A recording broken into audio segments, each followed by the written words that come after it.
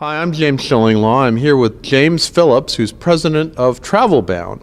And we're going to talk to him a little bit about what's going on with TravelBound today and how it can benefit travel agents and their clients. And this is Insider Travel Report.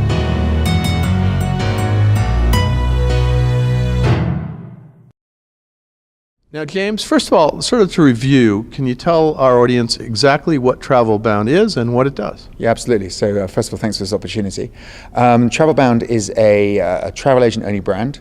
We sell components for travel, so hotels, excursions, sightseeing activities, transfers, and we allow the agent to bundle those as they choose to create completely bespoke experiences for their customers.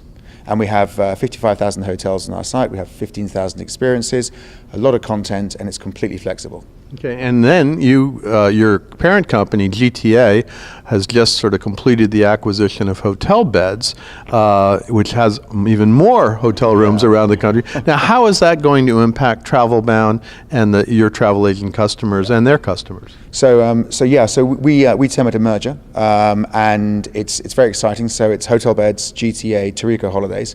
Of course, HotelBeds comes with the Beds Online brand. So the reason we did it was because for hotel suppliers, there is a very large chunk of their business that goes to the OTAs, Expedia and Priceline Group, who are very, very powerful. This merger provides an organization of scale, an alternative for suppliers to really use alternative channels to the OTAs, and hotel suppliers are looking for alternate routes to markets, and we provide a very substantial route to market. And so we have two models. We have a wholesale model, we have a retail model. TravelBound is part of the retail model, as is Beds Online by HotelBeds. So really what it does is it allows us to enrich and supply, to really leverage those relationships to continue to get great rates, great availability, some really good content. Today, HotelBeds has 120,000 hotels, Touraco 36,000 hotels. We've got the 55,000. So that's a lot. That's a lot, and there's some overlap in there, but we have very different organizations. So HotelBeds started as an aggregation of a number of DMCs. Eventually they became a wholesaler. Great content, particularly in resort space, in alternate accommodation space. GTA has three very sophisticated contracting models, so our availability is very solid. And in Touraco, they've got these incredible unique deals that we call them pre-buy, which essentially where they take risk, and that risk which is managed risk, allows them to get really unique deals and fabulous contracts that we can then pass on into our distribution network. So you think that this will give you a really good leverage to be a great alternative to people who think the best deals are going to be on Priceline and Expedia, right? Well, yeah, and Priceline and Expedia spend $6 billion a year on Google. Their objective, which is it's their strategy, is to get as many consumers as they can for whatever channel into their distribution network. Where our job is to create a sustainable network for travel agencies. Our business sustainability is contingent on us contributing to the sustainability of the entire channel, and that's our raison d'etre. TravelBound is travel agent only. Well, and also with TravelBound this past year, you've been engaged in sort of revising your strategy and rebranding. Talk a little bit about what you've done and why you've done it. Yeah, absolutely, thank you. So TravelBound historically was very value-oriented. It was about price. We featured a lot of 3-star hotels, and if you wanted a great price, predominantly for European content, you would come to TravelBound. The consequence of that was twofold. First of all, we became known as the Europe operator, and that's the vast majority. I know, and I got to admit, I used to think you were Europe. Yeah, right. I mean, 65% of our business went to Europe. We've spent many years now, a few years, repositioning and really showcasing our global product. Right. So we have tens of thousands of hotels outside Europe, 25,000 in the North America alone. We've got thousands of hotels in Asia, the Middle East, Africa. We are literally global. And so the first thing was that we wanted to be perceived as more than just Europe, and that's been very successful. We've got huge growth in Asia. We are 85% up in Greece, I was going to say, but in Thailand we're 45% up, for example.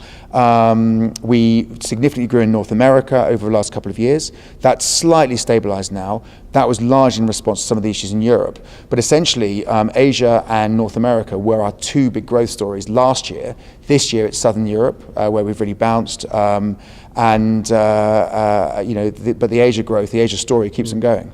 Yeah, so I know we were talking to you earlier this year. You said Asia was a major focus, but it's nice to hear that parts of Europe are coming back. Yeah, so Europe really suffered last year. There were just a series of events that were timed as they were, and it really sort of essentially interfered with the booking window. Now, what that did for the North America traveller was to create a sort of a perception of risk, which is, it's a real perception. We understand that, and we live with it. The chance of getting caught up in a terrorist event is about 1 in 9 million. It's a real stat. So it's extremely rare that could occur. But it's a perceived risk. So Europe suffered for us. A couple of things that occurred to rebalance that. One of them is that there was a lot of supply in river cruising last year, which has now come to fruition, and that definitely has impacted. So, we're up double digits in Amsterdam, 21% in Amsterdam, for example, this year, right? That's driven by river cruise. So that was one thing. I think the second thing is that there has been whilst there is an underlying anxiety, I think we have all to an extent normalised around this whole issue, and I think there is a widespread understanding now that it is highly unlikely that you would get caught up in a terrorist act. Of course, it's when these things happen, someone is, and it's awful.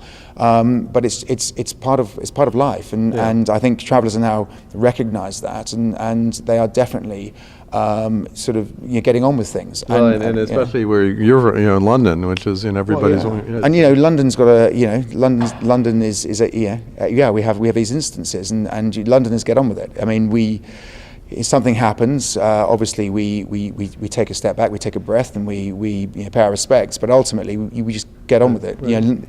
London is like New York; it's unstoppable, and we acknowledge that we have to take these issues seriously, but we just move forward. Now, the other thing you said is you were perceived as sort of a 3-star, 4-star operator, but you actually are adding a lot of luxury content in it too, right? In terms of the hotels you sell. Correct. So a couple of years back, we recognized that North American travelers really want to trade up, not down. So we changed the whole positioning around price, right? And we took, price is super important, right? But what's more important is the experience and the overall sort of package of value.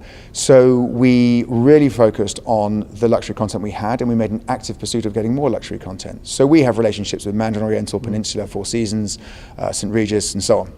So we're very strong in that space. We've got over 5,000 real luxury hotels. I'm not talking just 5-star, I'm talking luxury. We've got a lot of content, and we really started to bring that to the fore. And what we've seen now is that 70% of our business is in the 4- and 5-star hotel category. So it's a real testimony to the fact that sort of repositioning has resonated with our customers. So we're very pleased about that. The good news is it's good for our margins, and for travel agents, it's great for their commission payments. Yeah, and then talking about travel agents, you've also revised your travel agent programs, your sales team, the education you provide, and things like that as well, right? Yeah, correct. So that's another important point. So we recognize that we need to engage more actively with owners, right? So there are a number of organizations that are at scale, multiple locations. We did a lot of work around, working with those owners to understand what they wanted. And there was a number of things.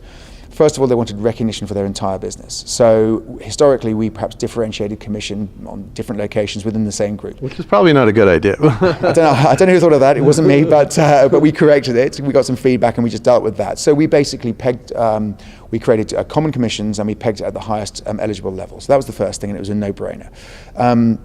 We then started talking to owners about how we could get more involved in their businesses, right? And it was kind of enlightened self-interest.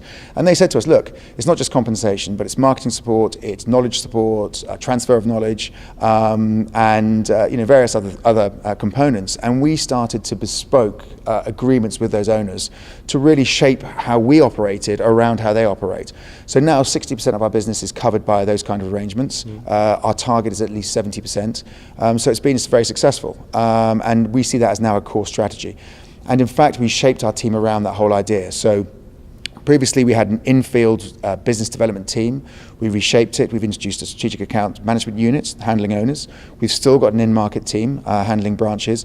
But then we created the unit in New York who focus on hosts and independent contractors. Which is a huge area. Right? Absolutely. And what we've seen now is that as a larger portion of our business is in that particular category, and actually agencies are increasingly now hybrid, we're able to say to an owner, right, we can handle your commercial interests here with the strategic account managers.